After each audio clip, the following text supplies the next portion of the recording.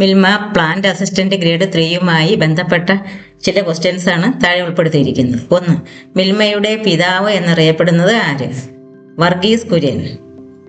Operation flood പദ്ധതിയുടെ ശില്പി വർഗീസ് കുര്യൻ. ആനന്ദ് മാതൃകയുടെ രൂപകർത്താവ് വർഗീസ് കുര്യൻ. NDDB സ്ഥാപകൻ വർഗീസ് കുര്യൻ. NDDB എന്നാൽ നാഷണൽ ഡയറി ഡെവലപ്മെന്റ് ബോർഡ്.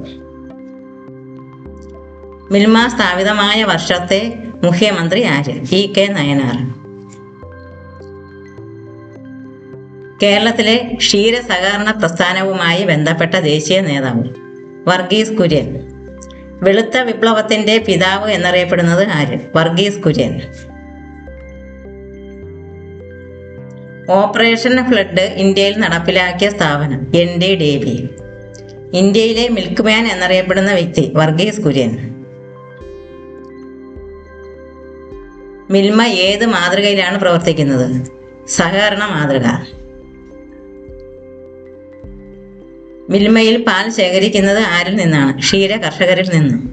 മിൽമയിൽ പാൽ വിതരണം ചെയ്യുന്നത് ആരിലേക്കാണ്? ഉപഭോക്താക്കൾക്ക്.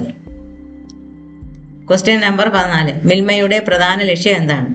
കർഷകർക്ക് ന്യായവില ഉറപ്പാക്കുകയും ഗുണമേന്മയുള്ള പാൽ വിതരണം ചെയ്യുകയും ചെയ്യുക. മിൽമ ഉൽപ്പാദിപ്പിക്കുന്ന പ്രധാന ഉൽപ്പന്നം ഏത്? പാൽ.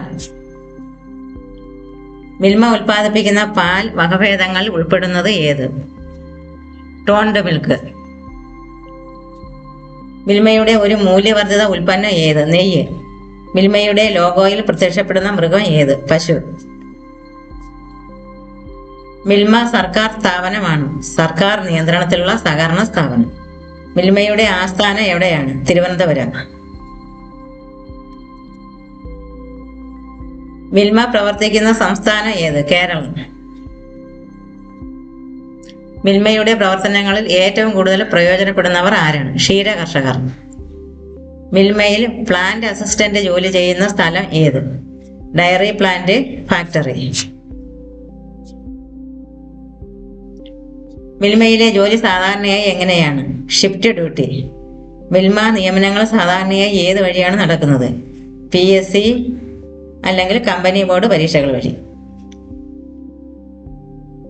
മിൽമ ഏത് മേഖലയുടെ വളർച്ചയ്ക്കാണ് പ്രധാനമായി സഹായിക്കുന്നത്? ക്ഷീരമേഖല.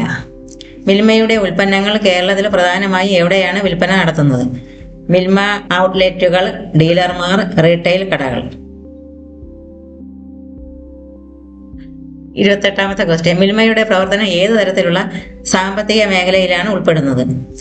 പ്രാഥമിക മേഖല, പ്രൈമറി സെക്ടർ.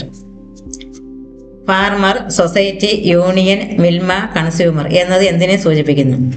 മിൽമയുടെ സഹകരണ പ്രവർത്തന സംവിധാനം. മിൽമ രൂപീകരണത്തോടെ ഒഴിവായത് ഏത് പ്രശ്നം? ഇടനിലക്കാരുടെ നിയന്ത്രണം.